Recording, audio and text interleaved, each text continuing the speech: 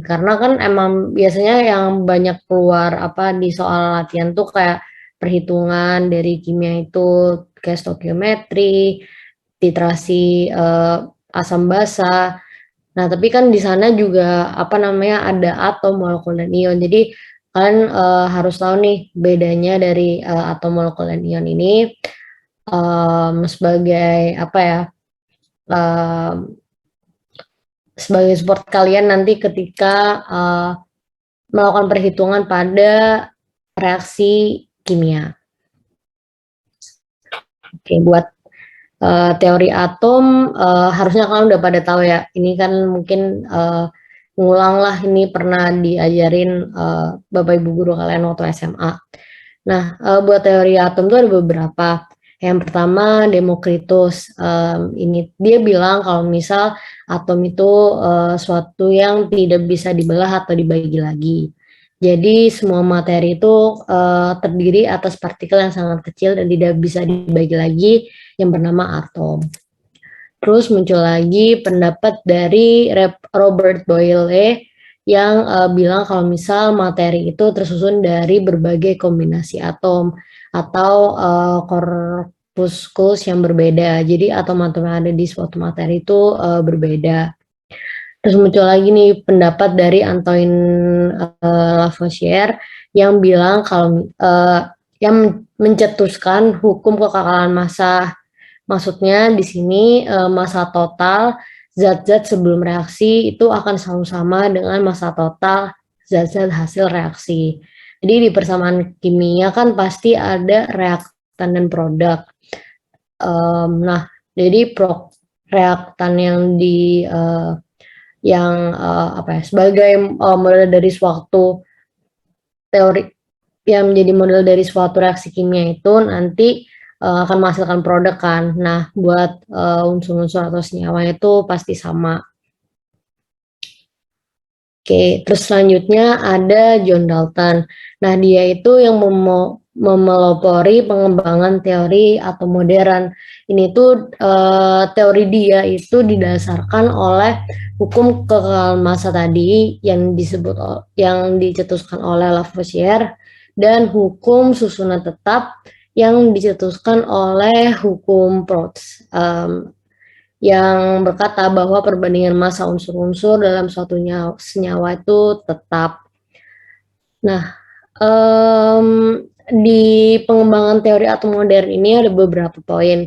Yang pertama, semua materi terdiri dari partikel yang sangat kecil dan tidak dapat dimusnahkan, yaitu disebut atom. Terus yang kedua, atom-atom dari unsur tertentu itu dia identik. Maksudnya identik itu atom yang ada di suatu unsur misal zinc sama unsur oksigen itu dia berbeda karena identik itu tadi. Identik itu maksudnya ya atom yang ada di unsur itu tuh yang punya cuman atom itu aja gitu.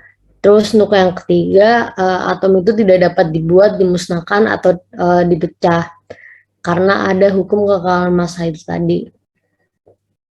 Terus yang keempat, selama reaksi kimia, atom-atom itu dapat bergabung atau terurai, tapi tidak dapat berubah. Terus yang terakhir, senyawa molekul tersusun dari kombinasi atom dengan komposisinya yang merupakan perbandingan bilangan bulat atau pecahan sederhana. Oke. Nah, buat selanjutnya teori atom. Nah, dari John Dalton. Maksudnya ini lanjutannya ya, maksud tadi kan ini tuh penjelasan dari yang identik. Jadi ini kan misal ada atom-atom unsur X dan ini ada atom-atom unsur Y. Nah, mereka bergabung membentuk suatu molekul. Nah, di sini karena mereka identik, jadi atom unsur X itu berbeda dengan atom unsur Y.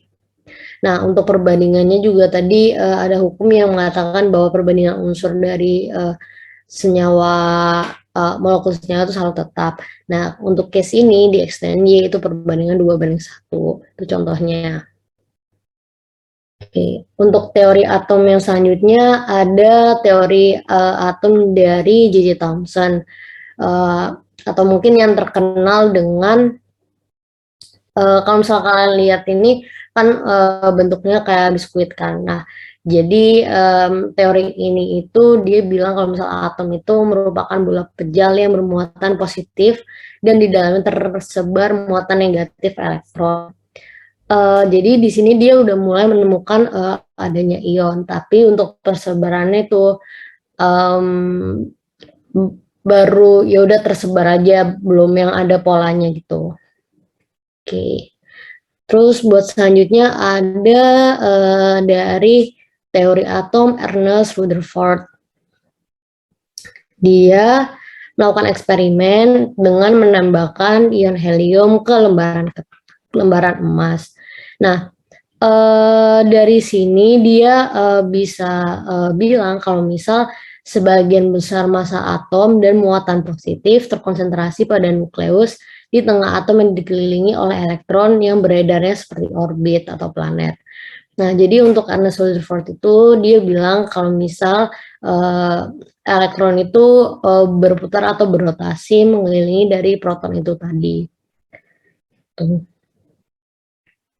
Oke.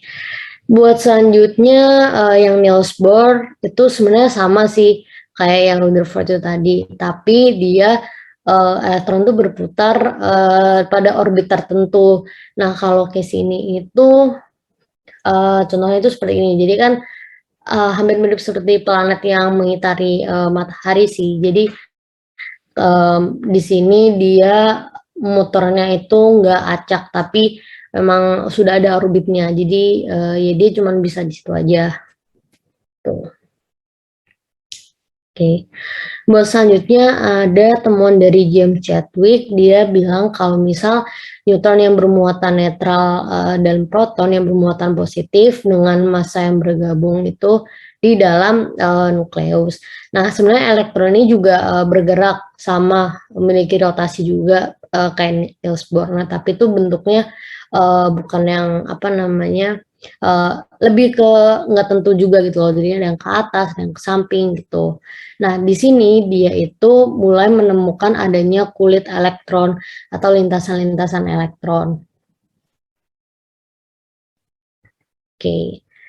Nah, buat yang terakhir itu ada model atom mekanika kuantum. Nah, di sini udah mulai ditemukan adanya elektron bermuatan negatif, massa elektron yang bermuatan negatif yaitu 109, kali 10 pangkat minus 28, proton dengan massa 1,673 kali 10 pangkat minus 24, neutron yang bermuatan netral dengan massa 1,675 kali 10 pangkat minus 24, kayak gitu contohnya. Oke. Terus di sini juga kita bakal belajar untuk tahu nomor atom, nomor massa, dan isotop. Nah, kalau jadi tuh atom dapat diidentifikasi berdasarkan jumlah proton dan neutron yang dimilikinya. Nah, nomor atom itu di bagian bawah yaitu Z yang merupakan jumlah proton dalam inti setiap atom dari suatu unsur.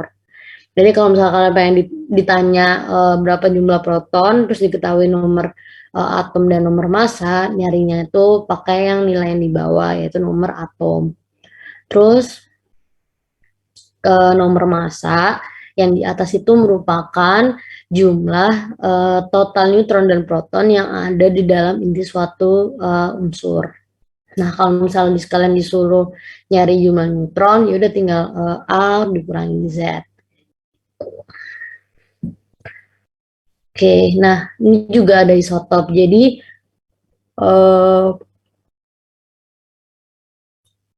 atom-atom yang mempunyai nomor atom sama tetapi berbeda nomor massanya itu namanya isotop. Nah, contohnya uranium dengan apa namanya nomor massa 235, 1238, tapi nomor atomnya sama yaitu 92.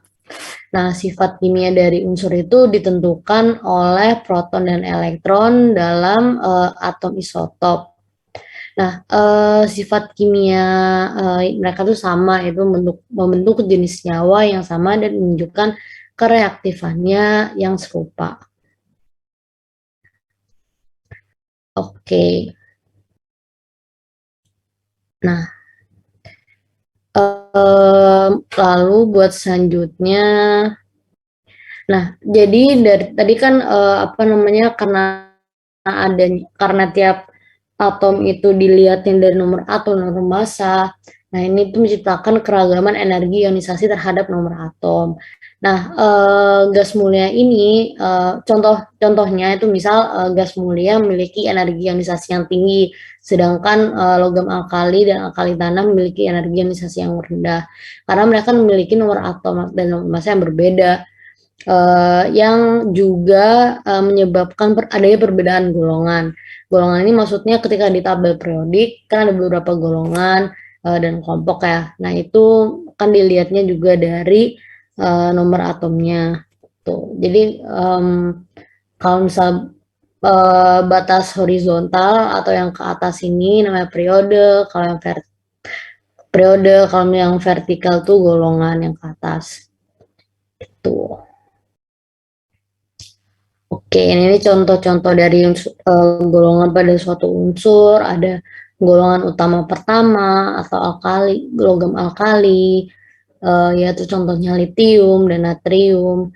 Terus ada juga golongan utama kedua, contohnya logam alkali tanah, contoh kayak berilium, magnesium, gitu. Terus ada juga golongan utama ketujuh, contohnya fluor dan klor. Terus ada golongan utama ke-8, contohnya gas mulia seperti helium dan neon, gitu ya. Oke, terus unsur-unsur itu dapat dibagi menjadi 3 kategori. Yang pertama ada logam, non-logam, dan semilogam. Buat definisinya ya sama kayak apa namanya, pada umumnya. Jadi kalau yang logam itu menghantar panas dan listrik yang baik. Kalau non-logam ini yang menghantar panas dan listrik yang buruk. Tuh. Oke, terus selanjutnya ada molekul. Nah, molekul ini merupakan suatu kumpulan yang terdiri dari sedikitnya dua atom dalam susunan tertentu yang terikat oleh gaya kimia atau ikatan kimia. Nah, ini tuh dapat berupa atom-atom dari unsur yang sama atau dari dua atau lebih unsur yang bergabung dengan perbandingan tertentu karena adanya hukum perbandingan tetap dari Lavoisier itu tadi. Nah, molekul ini dibagi menjadi dua, diatomik dan poliatomik. Diatomik itu yang memiliki hanya dua atom aja, contohnya H2, O2, N2. Terus kalau yang poliatomik itu yang mengandung lebih dari dua atom, contohnya O3, H2O, NH3. Oke. Nah, buat selanjutnya ada ion atau sebuah atom dan sekelompok atom yang mempunyai muatan total positif atau negatif. Nah, dari yang ion ini itu dibagi menjadi dua, ada kation dan ada anion. Kation tuh yang muatannya positif, anion yang muatannya negatif. Tuh. Oh iya, terus jumlah proton itu pada setiap atom juga selalu tetap selama berlangsungnya perubahan kimia. Tapi kalau misal elektron itu dia bisa bertambah atau berkurang. Nah, ion juga dibagi menjadi monoatomik atau yang hanya mengandung satu atom. Contohnya klorin min atau Fe3+, dan juga ada ion poliatomik, dua atau lebih atom yang bergabung membentuk suatu ion. Contohnya ada NH4+, ada Cn-. Nah, itu penjelasan singkat dari atom, molekul, dan ion. Dari kalian ada yang mau ditanyakan kah?